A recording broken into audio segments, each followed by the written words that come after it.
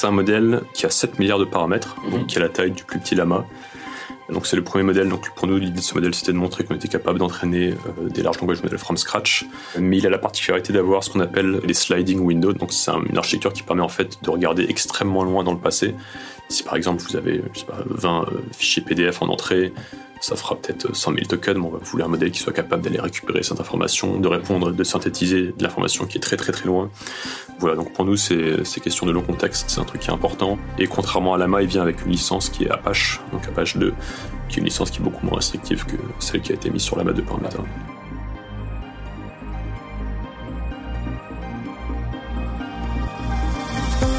Bonjour et bienvenue sur Data Driven 101, le podcast qui s'intéresse aux applications concrètes et variées de l'intelligence artificielle et de la data. Je suis Marc Sanselme, spécialiste en IA, et je reçois chaque semaine des professionnels pour nous partager leurs expériences et leurs visions sans filtre. Aujourd'hui, je reçois Guillaume Lample, Chief Scientist Officer de Mistral AI, auteur de Llama, le Large Language Model publié par Meta. Mistral AI, c'est une société qui a 4 mois, qui a levé 100 millions de dollars pour développer des Large Language Models pour d'autres sociétés et qui a un focus très fort sur l'open source. Bonjour Guillaume. Bonjour. Alors Guillaume, est-ce que tu peux nous présenter Mistral AI rapidement ? Mistral AI, c'est une compagnie qui a été créée il y a 4 mois par moi, Arthur Munch et Timothée Lacroix. Donc on était 3 fondateurs, maintenant on est une quinzaine d'employés. Donc c'est une compagnie qui entraîne des large language models, donc des modèles de langue, à destination des entreprises, avec un accès open source. Donc on a une grosse composante open source, on a envie de réaliser nos modèles à la communauté. Et donc ce qu'on cherche à faire, c'est faciliter l'accès aux modèles de langue pour les entreprises, parce que pour l'instant c'est très difficile de déployer des modèles, de les entraîner, de les fine-tuner. Pour une entreprise, prendre un modèle qui est open source, le déployer chez eux, c'est quelque chose qui n'est pas évident, qui requiert de l'expertise, que les gens n'ont pas forcément en interne. Donc nous, on essaie de faciliter en gros l'accès à ces modèles pour les business. Ouais. Oui, open source, je pense que c'est peut-être important de le préciser, que contrairement à OpenAI, qui, malgré son nom, garde ses modèles pour soi, c'est le fameux ChatGPT et les autres, il y en a très peu qui sont open source, donc là c'est vraiment une différence. Quelle est la difficulté, on va dire la barrière à l'entrée pour entraîner un large language model comme ChatGPT ou comme Llama ? Donc la barrière à l'entrée, donc il y en a plusieurs. La principale, c'est l'accès au compute, donc les GPU qui sont nécessaires pour entraîner ces modèles. Donc typiquement, si on prend un modèle comme Llama 70 milliards, donc le plus gros modèle qui a été réalisé par Meta, c'était un modèle entraîné sur 2000 GPU à 100 pendant un peu plus d'un mois, donc 4-5 semaines. Donc ça se chiffre en plusieurs millions de dollars, et c'est potentiellement plus cher si c'est pas des contrats qui sont bien négociés ou qui sont des contrats négociés pour des courtes durées. Donc c'est très cher. Ensuite, il y a une expertise sur l'entraînement du modèle, donc beaucoup d'ingénierie. C'est entraîner des modèles qui sont distribués sur plusieurs milliers de GPU, donc ça demande beaucoup de savoir-faire. Donc un point de vue engineering qui n'est pas évident. La création des données d'entraînement aussi, c'est délicat. Donc typiquement, processer les données de l'open web pour les utiliser, les nettoyer pour les donner au modèle, c'est quelque chose qui demande beaucoup d'efforts. Voilà. Donc c'est vraiment une grosse équipe et beaucoup de temps et beaucoup de puissance de calcul. D'accord. Tu disais... Un entraînement, c'est déjà un mois 1000 GPU, donc ça se chiffre en millions d'euros. Pour arriver jusqu'à la release de Llama, combien vous avez fait d'entraînement dans les étapes de recherche, V1, V2, etc. C'est une bonne question parce qu'en fait, les gens, effectivement, quand ils mettent en avant le prix d'entraînement de ces modèles, ils mettent que le prix de l'entraînement final. Ouais. Sauf qu'en amont, il y a effectivement toute une période de R&D. Donc typiquement, Llama, le premier Llama 70 milliards, il a été entraîné en janvier, donc ça a duré 5 semaines. De janvier à début février, mais le projet avait commencé en août, et donc entre le mois d'août et le mois de janvier, en fait, on a entraîné des modèles continuellement sur typiquement plus que 2000 GPU. Donc il y avait toute une période de recherche pour établir les meilleurs hyperparamètres d'entraînement, établir les meilleurs jeux de données, et donc ça a pris 4 mois sur à peu près autant de ressources.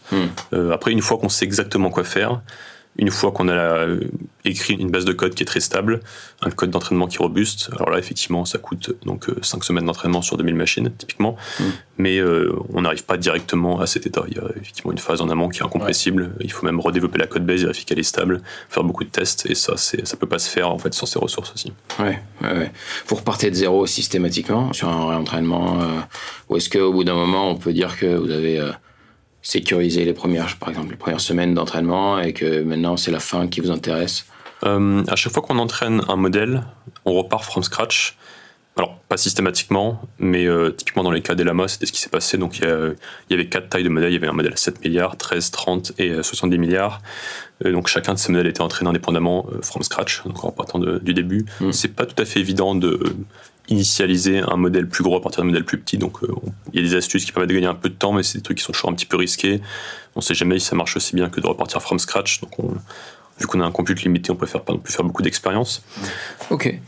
Ces bases de données sur lesquelles s'entraînent tous ces modèles LLM, dont Llama, quels sont leur niveau d'accessibilité au public, à quel point on est sur quelque chose de privé que vous avez récupéré chez Meta, ou à quel point c'est des choses qui ont été open source et travaillées par la communauté des chercheurs? Ouais, alors beaucoup de gens se sont posé la question de l'importance de la qualité de ces données. Typiquement, est-ce que ChatGPT est aussi fort parce qu'OpenAI a des datasets propriétaires?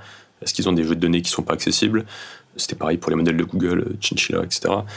Donc, un des messages de Llama, donc il y en avait plusieurs, mais un des messages, c'était de dire que justement, en utilisant exclusivement des données qui sont accessibles sur Internet, donc des datasets, donc ils sont précisés dans le papier, il y avait Wikipédia, Archive, etc. Donc, avec juste des datasets qui sont publiquement disponibles, en fait, on peut obtenir des performances qui sont très très bonnes.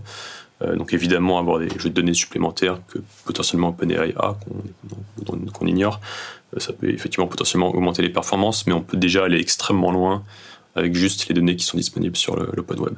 Ok. Et la taille du dataset total utilisé sur la Mac, ça se compte comment est-ce qu'on chiffre On chiffre ça en token. Un token, c'est un subword, donc c'est un morceau de mot. Ouais. Donc typiquement, un mot fait en moyenne, je sais plus, peut-être 1,3 token, 1,5 token, quelque chose comme ça. Ça dépend aussi du tokenizer qu'on utilise, de la façon dont on découpe les mots en morceaux de mots. Donc Llama 1, il y avait 4 modèles. Les 2 petits modèles, donc de 7 et 13 milliards de paramètres, étaient entraînés sur 1000 milliards de tokens. Et les modèles de 30 et 70 étaient entraînés sur 1400 milliards de tokens. Donc un des messages importants dans Llama, qui était inattendu, je pense, de la communauté, mais aussi en fait, dont on s'y attendait pas non plus du tout, c'était à quel point on peut entraîner longtemps un modèle et à quel point en fait la loss descend et le modèle s'améliore plus on l'entraîne.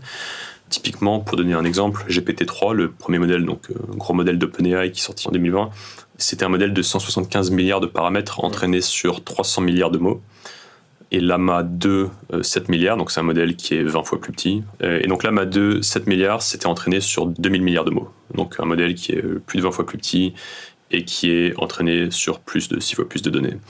Et donc un des messages du papier, c'était de montrer qu'en fait ces modèles, on peut les entraîner beaucoup plus longtemps. Même si c'est des tout petits modèles, en fait, la performance ne sature pas. On peut les entraîner plus longtemps et la performance continue à s'améliorer. Et c'est un message du papier, de montrer que des modèles très petits, mais entraînés très très longtemps, peuvent avoir des performances exceptionnelles. En l'occurrence, le Llama 13 milliards était meilleur que le modèle initial d'OpenAI entraîné sur 300 milliards de mots, alors qu'il était au final même pas un dixième de la taille. Ouais, alors justement, en termes de durée d'entraînement, en machine learning, on parle d'époque, le nombre de fois sur lesquelles on est passé sur toutes les données.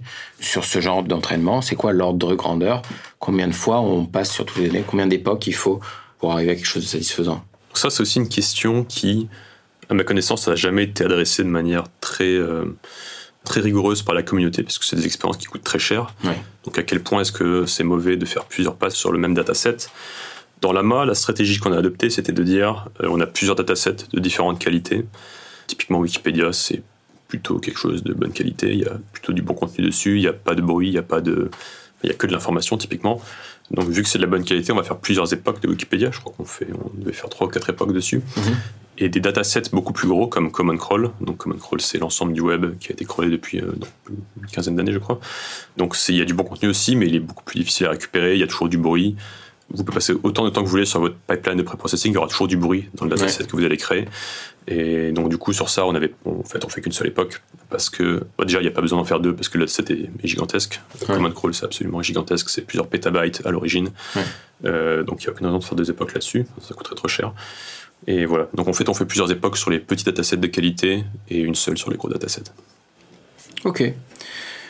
Une puissance aussi forte de calcul, il y a combien de sociétés qui y ont accès dans le monde?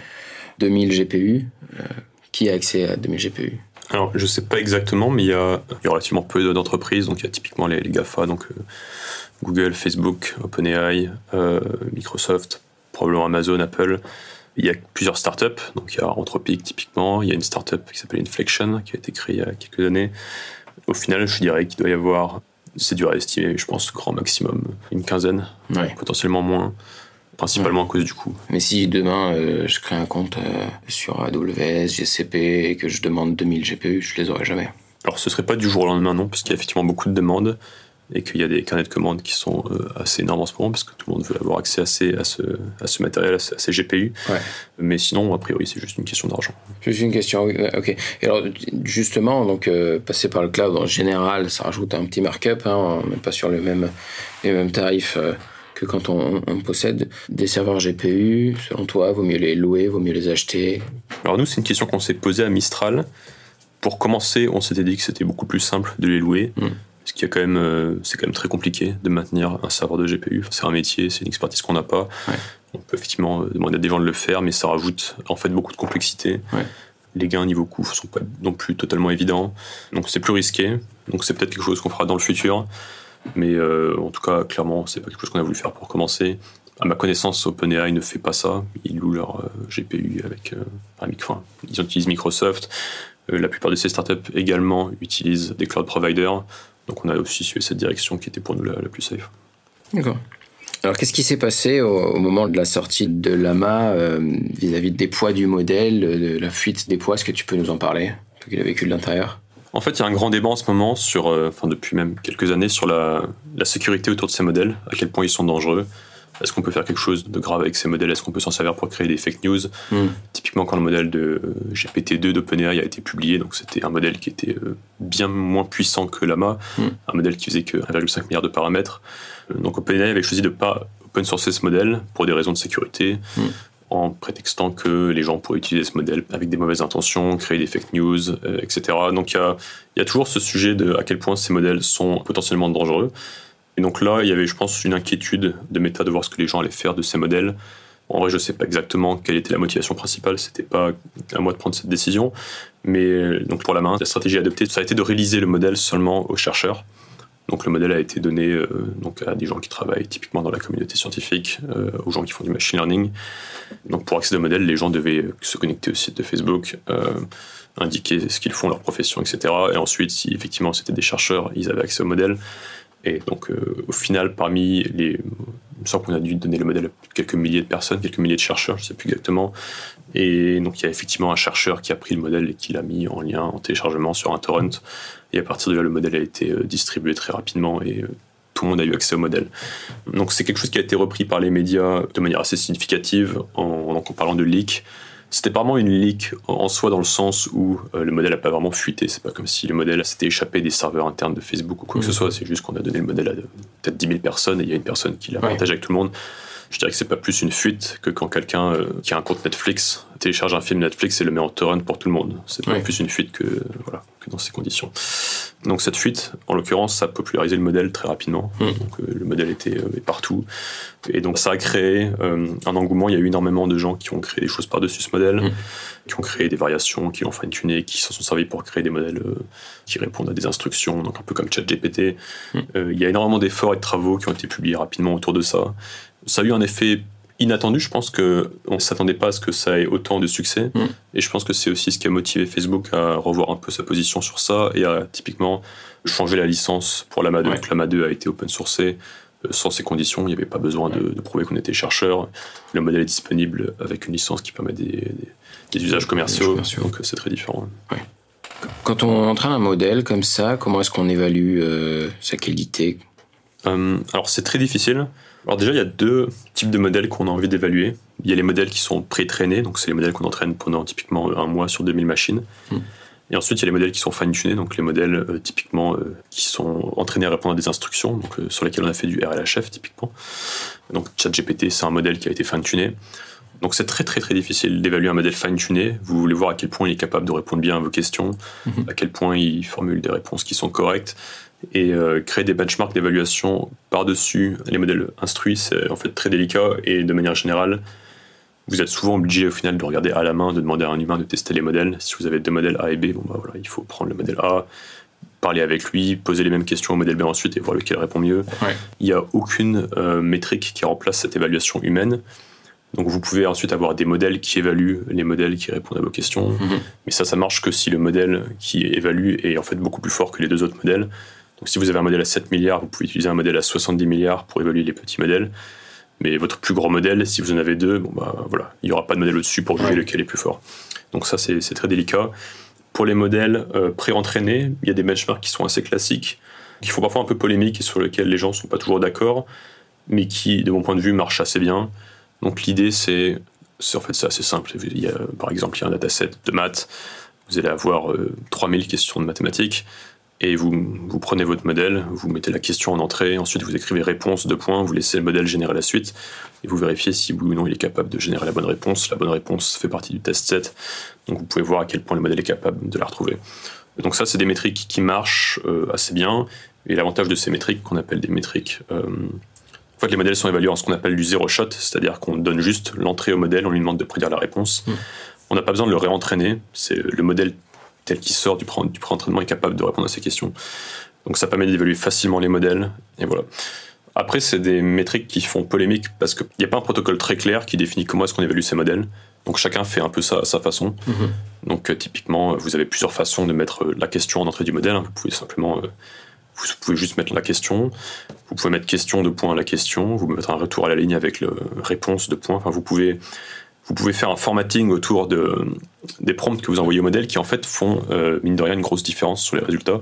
En fonction de la façon dont vous formatez vos questions, vous pouvez avoir une différence de peut-être 3-4%. Mais 3-4% en fait c'est beaucoup, c'est la différence sur certaines métriques entre un lama 13 et un lama 70 milliards. Donc voilà, ces métriques sont très très bruitées, donc ça rend l'évaluation compliquée. Donc pour évaluer 2 modèles de manière fiable, il faut utiliser la même pipeline d'évaluation. Donc il y a plusieurs pipelines d'évaluation qui sont publiques, qui sont open source, que les gens utilisent. Mais même ces pipelines sont parfois pas tout à fait correctes. Parfois il y a des bugs. Typiquement quand Llama est sorti, les gens ont évalué Llama avec une des pipelines qui était open source, un des codes qui était publiquement disponible. Et il y avait un bug dans l'évaluation. Et les gens ont mis 2 semaines à résoudre ce bug. Et pendant les 2 premières semaines qui ont suivi la sortie de Llama, les performances du modèle reportées par les gens étaient entre 5 et 10 points en dessous de ce que nous on avait en interne. Et voilà, il a fallu du temps pour que les gens réalisent qu'en fait non, il y avait un problème avec leur évaluation. Donc c'est toujours très délicat. Et plus les modèles sont forts, plus ça devient compliqué. Alors tu nous as parlé de pré-entraînement, de fine-tuning, de RLHF. Donc RLHF, c'est Reinforcement Learning by Human Feedback. Est-ce que tu pourrais nous parler peut-être de ces 2 choses? Donc le pré-entraînement, on a bien compris ce que c'était, mais donc il y a le fine-tuning, donc qui consiste à continuer d'entraîner sur un autre dataset, et donc le Reinforcement Learning by Human Feedback. Est-ce que tu peux nous en parler un peu plus? Oui, alors le pré-entraînement, en effet, c'est assez simple, c'est juste... On a une énorme quantité de texte et on entraîne le modèle à prédire le mot suivant étant donné les mots précédents. Donc voilà, c'est la tâche, c'est la seule task qu'on utilise pour entraîner ces modèles. Par contre, si vous entraînez un modèle comme ça et que vous essayez de lui parler comme si c'était ChatGPT, ça ne marchera pas. Vous ne pourrez pas lui dire écris-moi un email qui parle de ça, écris-moi une chanson qui est une parodie de ce truc-là. Donc ça ne marchera pas.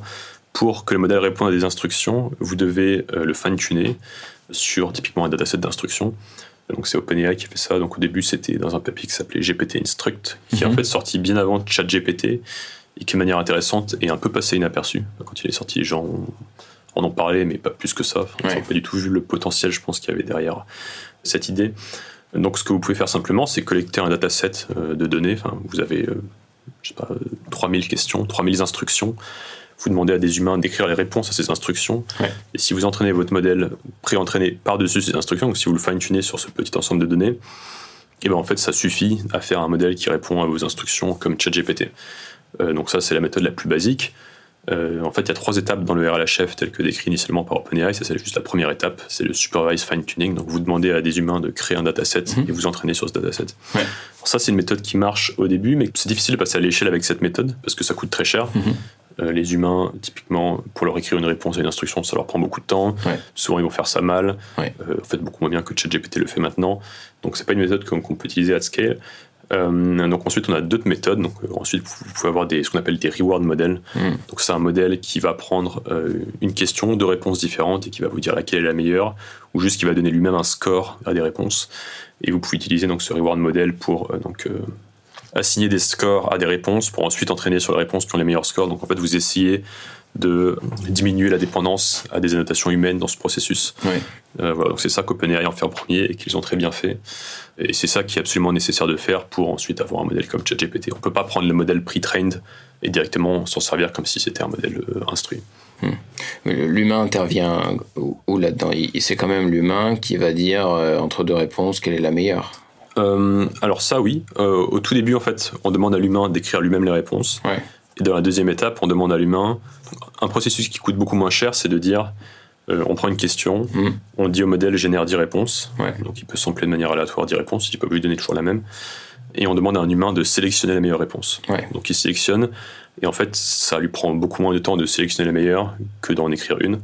Donc on peut du coup annoter beaucoup plus de données, et ensuite entraîner sur les données qui ont été sélectionnées par les humains. Donc ça, c'est typiquement la deuxième étape du RLHF, et ça marche très très bien pour le coup. Ouais. Mais alors typiquement sur ChatGPT, quand on l'utilise, on crée de la donnée pour eux. Est-ce qu'à un moment donné dans le process, on donne une information qui est utilisable comme feedback humain pour eux? Est-ce que quand on utilise ChatGPT, on crée en fait un dataset d'entraînement pour OpenAI? Alors ça, je sais pas. Je pense que il y a beaucoup de spéculations autour de ce qu'ils font des données qu'ils reçoivent en entrée. Il y avait des promesses comme quoi ils ne s'en servaient pas, donc je peux pas commenter là-dessus. Ouais. Après, je sais qu'ils demandent... il me semble qu'à chaque fois que ChatGPT renvoie une réponse, on peut mettre un +1 ou -1 en fonction de la qualité de la réponse. Donc je pense que dans certaines mesures, ils s'autorisent à faire des choses avec si l'utilisateur le fait. Ouais. Si l'utilisateur le fait, voilà. Mais je sais pas de manière générale s'ils utilisent ces données. Et si on reprend un peu des chiffres sur ce qu'on a dit pour le pré-entraînement, la partie fine-tuning d'une part, et puis on va dire la troisième phase qui utilise simplement des modèles de reward en termes de nombre de GPU et temps et d'époque. Qu'est-ce que... Alors pour le coup, c'est beaucoup moins cher. La partie de fine-tuning et en termes de compute et de nombre d'heures de GPU, je pense que c'est même pas de l'ordre de 1% de ce qui est utilisé au pré-entraînement, voire moins en fait. Il y a beaucoup de méthodes qui ont été développées en fait, surtout récemment depuis la sortie de Llama, pour fine-tuner ces gros modèles. Donc typiquement des méthodes qui permettent avec juste un GPU de prendre ces modèles qui sont entraînés sur 2000 GPU, mais de les fine-tuner pour qu'ils puissent en fait... on peut fine-tuner ces modèles sur quelques GPU. Ouais. Et du coup, si vous arrivez à fine-tuner sur quelques GPU, vous êtes typiquement capable d'entraîner sur un jeu de données d'instruction composé de quelques milliers de questions-réponses. Et donc ça, pour le coup, c'est très cool de voir ça parce que n'importe qui en fait peut contribuer à cette partie de fine-tuning. N'importe qui avec des ressources relativement limitées peut faire des découvertes, se rendre compte qu'il y a des façons de fine-tuner qui sont plus efficaces que d'autres. Et c'est d'ailleurs sur ça que se concentrent typiquement la plupart des universités ou personnes qui n'ont pas forcément accès au compute qui est disponible dans les grosses entreprises. D'accord. Et alors la troisième partie, celle où on est plutôt sur pouce vers le haut, pouce vers le bas, quelle est la meilleure des 10 réponses parmi les 10 qui ont été générées? Cette partie-là, les ordres de grandeur de, on va dire, la quantité de données qu'il faut pour faire quelque chose d'intéressant. Alors, moi, j'ai surtout travaillé sur les deux premières parties, donc la partie supervised fine-tuning, qui est vraiment très simple. On fine-tune sur des données qui sont disponibles d'instruction. Et la deuxième qui consiste donc à avoir un modèle qui classifie les bonnes réponses, un humain éventuellement qui donne du feedback. Donc il y a une étape, mais ces deux parties en fait, en termes de GPU et de coûts, en termes de compute, sont relativement peu chères. Ça reste dans tous les cas du fine-tuning. Et la troisième étape, de la même façon, reste du fine-tuning. On est toujours sur quelque chose de beaucoup moins cher que le pré-entraînement. Ok. Est-ce que sur l'entraînement de Llama, il y a des choses qui ont été des découvertes inattendues? Je pense que ce qui était inattendu pour nous, c'est le fait que le modèle continue de s'améliorer après autant de tokens. En fait, il y a un papier qui a été publié par DeepMind il y a 2 ans, il me semble, qui s'appelle... donc c'était le papier de Chinchilla, donc un modèle de DeepMind, un modèle à 70 milliards de paramètres qui était state of the art quand il est sorti. Et typiquement, ce papier montrait que les modèles précédents en fait étaient sous-entraînés, dans le sens où ils avaient beaucoup plus de paramètres comparé au nombre de tokens qui ont été utilisés pour leur entraînement. Et donc Chinchilla répondait à une question intéressante qui était, supposons que vous ayez 1000 GPU pendant 1 mois, donc ça c'est votre budget de compute, et que votre objectif c'est d'avoir le meilleur modèle possible sur des benchmarks à la fin du mois. Quelle est la taille de modèle que vous devez choisir? Donc, est-ce qu'il vaut mieux prendre un modèle de 30 milliards de paramètres et l'entraîner sur tant de tokens, ou alors un modèle 2 fois plus gros sur 2 fois moins de tokens, etc. Donc il y a plusieurs solutions, et donc Chinchilla répondait à cette question. Il disait, avec ce compute donné, il faut entraîner sur cette taille de modèle, sur ce nombre de tokens. Mais du coup, ça a induit beaucoup de personnes en erreur, Et maintenant, on parle même de chinchilla trap, parce que les gens pensaient que ça donnait le nombre de tokens idéal pour un modèle en termes d'entraînement. Donc si on a un modèle de cette taille, il faut l'entraîner sur ce nombre de tokens. Mais en pratique, si vous pouvez toujours continuer à entraîner et le modèle continuera à s'améliorer, certes, vous auriez pu prendre un modèle plus grand si vous avez plus de compute et l'entraîner sur moins de tokens et le modèle aurait été encore plus fort, mais ça n'empêche pas que le modèle plus petit entraîné beaucoup plus longtemps, en fait, continue toujours de s'améliorer. Et en fait, le papier de base fait un peu fi du coût d'inférence. Typiquement, si en fait, ça tient compte du coût d'entraînement, mais en fait, votre modèle, à la fin, il est en production et donc il va être déployé. Ça va coûter cher de le déployer. Et peut-être qu'il vaut mieux passer plus de temps à entraîner votre modèle petit plus longtemps pour qu'il soit meilleur, pour qu'ensuite le modèle que vous mettez en production soit beaucoup moins cher et tourne beaucoup plus vite. Voilà, donc du coup, ce qu'on montrait dans Llama, c'est qu'en fait, on peut traîner bien au-delà, entraîner bien plus que ce qui est proposé par les lois du papier de Chinchilla, et que le modèle continue à s'améliorer, qu'en fait, il n'y a pas encore de saturation. Même à 2000 milliards de tokens, le modèle de Llama à 7 milliards, en fait, il continue à s'améliorer. Voilà. Donc ça, c'était la surprise pour nous. Je pense que c'était la plus grosse surprise. Oui. D'accord, ouais. Est-ce que tu as des tips que tu peux nous partager, toi qui es vraiment dans les large language models, à la fois pour les utiliser tels quels ou bien pour les fine-tuner? C'est assez sensible, ce genre d'outils. Qu'est-ce que tu peux nous dire? L'avantage du fine-tuning, c'est que c'est des expériences qui sont relativement rapides. Généralement, quand vous fine-tunez, vous avez fine-tuné sur des datasets d'entraînement qui ne sont pas très gros, des datasets de fine-tuning qui sont juste composés de quelques milliers, voire dizaines de milliers d'exemples. Donc c'est assez rapide de faire des expériences et de tester différents sets d'hyperparamètres. Nous, ce qu'on avait observé à l'époque, c'était que quand vous fine-tunez un modèle, il faut toujours avoir des learning rates qui sont très petits, donc beaucoup plus petits que ce qui est utilisé à l'entraînement. Avoir du dropout, ça aide. C'est quelque chose que les gens utilisaient avant, que depuis LLM on n'utilise plus trop, mais en fait ça marche toujours en fine-tuning. Sinon, il n'y a pas... Non, je sais pas.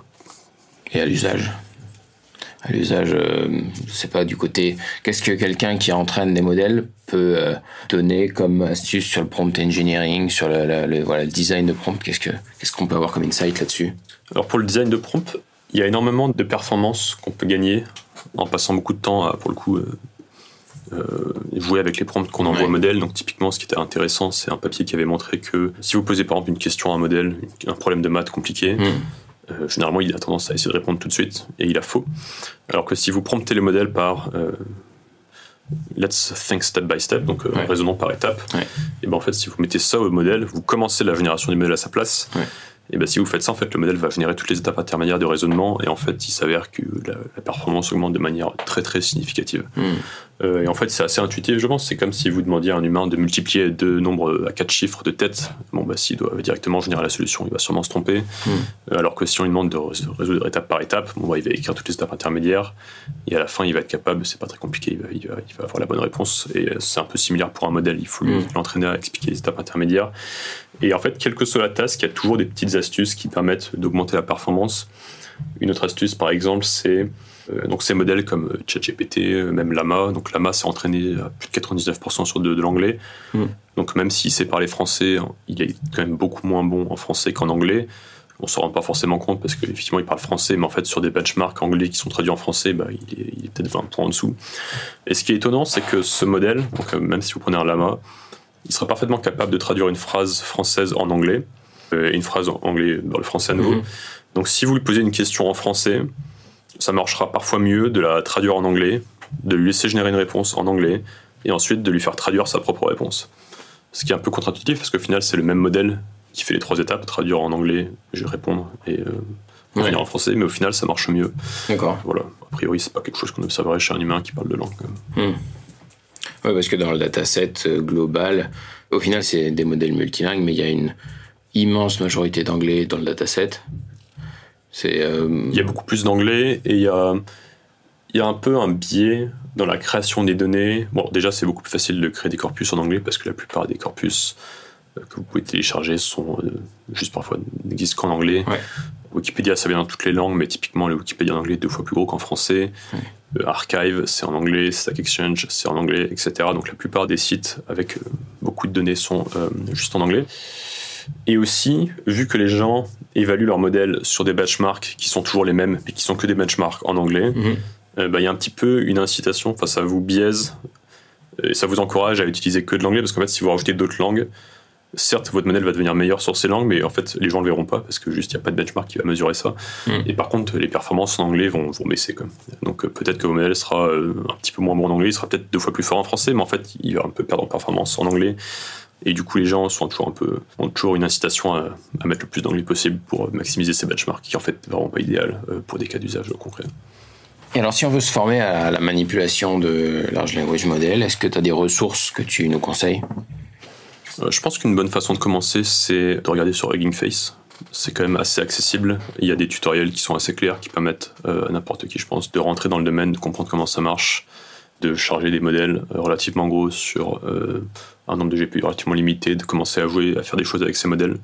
Donc je pense qu'ils ont fait un très bon travail pour, je pense, réduire la barrière à l'entrée pour utiliser ces modèles. Donc je pense que je commencerai par là.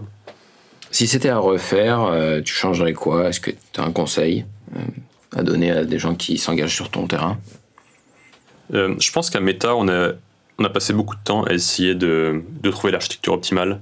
Donc il y a beaucoup de variations du transformer qui ont été proposées depuis le papier de 2017.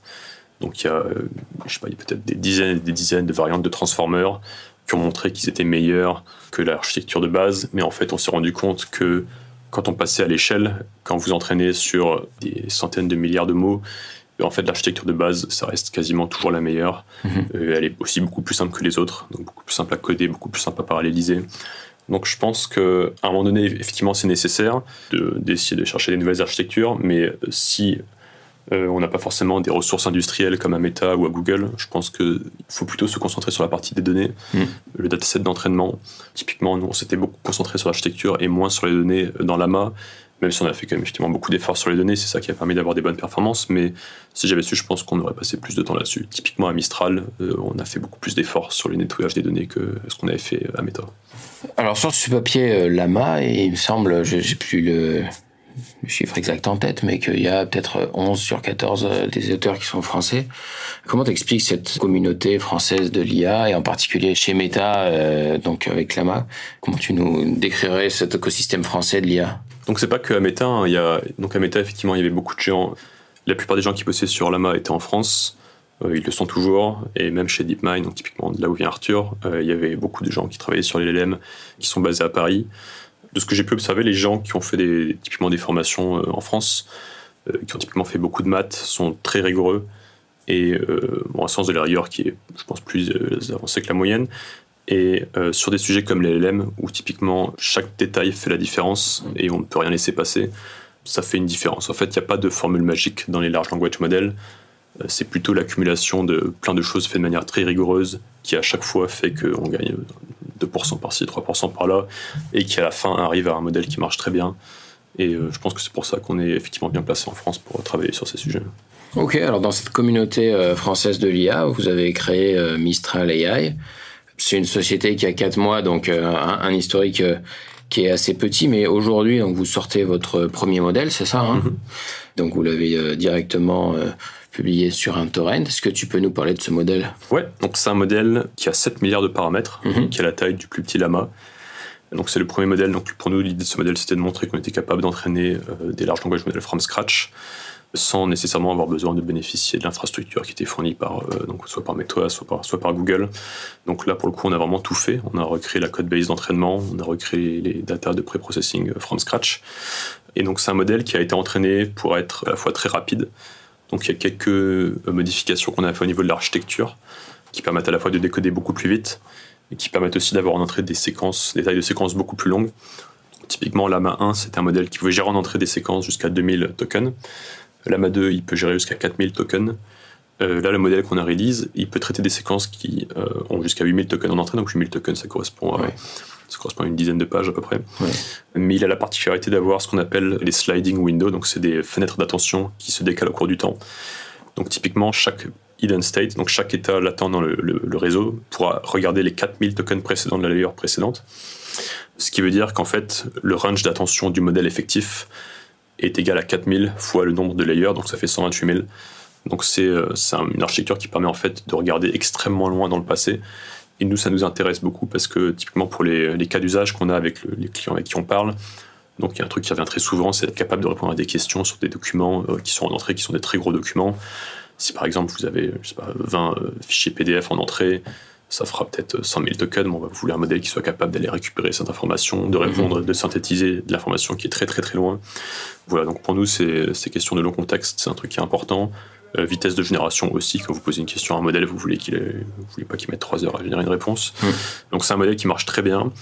Il est meilleur que Llama 2 7 milliards, donc qui fait la même taille. Il est également plus fort que le Llama 2 13 milliards, donc qui est 2 fois plus gros. Et sur plusieurs métriques. Il est même au niveau voire supérieur au Llama 30 milliards, Llama 2 30 milliards. Donc c'est un modèle qui, pour sa taille, est de très loin le meilleur disponible. Et contrairement à Llama, il vient avec une licence qui est Apache, donc Apache 2, donc une licence qui est beaucoup moins restrictive que celle qui a été mise sur Llama 2 par Meta. Le code et les poids, les deux sont en Apache? On release tout en Apache, d'accord. Alors c'est hyper intéressant cette histoire de longueur de prompt, parce que finalement c'était tu as dit, une des principales limitations. J'avais entendu que la dépendance, le nombre de paramètres était quadratique. C'est quadratique d'habitude, et là pour le coup c'est linéaire. C'est linéaire au-delà de 4000 tokens. Grâce à cette astuce de sliding window. Oui, c'est ça. En fait, c'est assez simple. Si vous êtes à la deuxième layer du modèle, donc l'état latent en position 4000 aura accès à tous les mots entre la position 1 et 4000.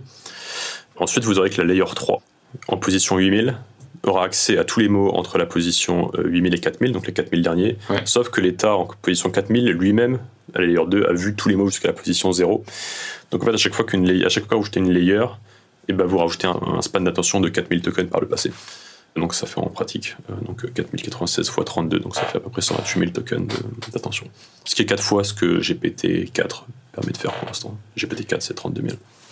Ouais. Et en inférence, un seul GPU pourrait suffire pour utiliser ce modèle? Si c'est un GPU qui fait au moins 24 Go de mémoire RAM, je pense que ça suffit. D'accord.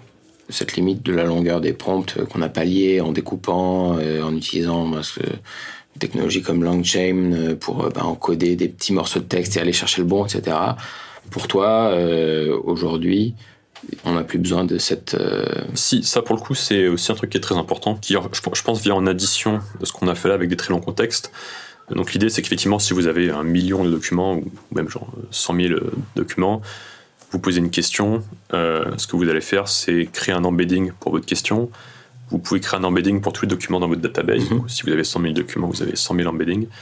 Vous regardez les plus proches, donc les plus pertinents. Donc vous prenez par exemple le top 10, les 10 documents qui sont a priori les plus pertinents vis-à-vis de votre question. Ce que vous pouvez faire, c'est les convertir en tokens, mettre ces 10 documents convertis en tokens en entrée du modèle après la question. Et votre modèle peut ensuite générer une réponse qui se base sur la question et sur les documents qui ont été mis en contexte. Mais pour pouvoir faire ça, donc cette histoire d'embedding que LangChain propose de faire aussi, il faut avoir un modèle qui soit capable de prendre au moins 10 documents en entrée. Si les documents font plusieurs pages chacun, il faut être capable de les tokeniser et puis de les mettre en entrée du modèle. Donc ça, c'est possible que si le modèle a un span d'attention qui est suffisamment grand. Après, vous pouvez effectivement faire des chunks qui sont plus petits, mais à un moment donné, on a quand même envie d'avoir des paragraphes qui ne sont pas minuscules, parce que sinon, le modèle n'aura pas cette information pour répondre aux questions qu'on lui pose. Bien sûr. C'est quoi la suite pour Mistral AI et pour vos travaux sur les LLM? Donc on va continuer à open sourcer d'autres modèles. On compte le faire de manière assez fréquente. Donc ça, c'était juste le premier d'une longue série.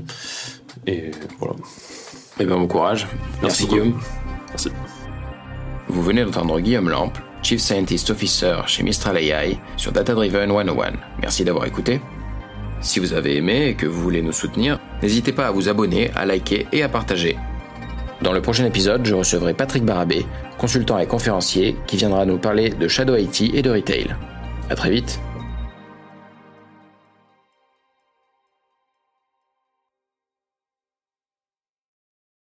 Data Driven 101 est rendu possible par Scopeo, agence d'intelligence artificielle.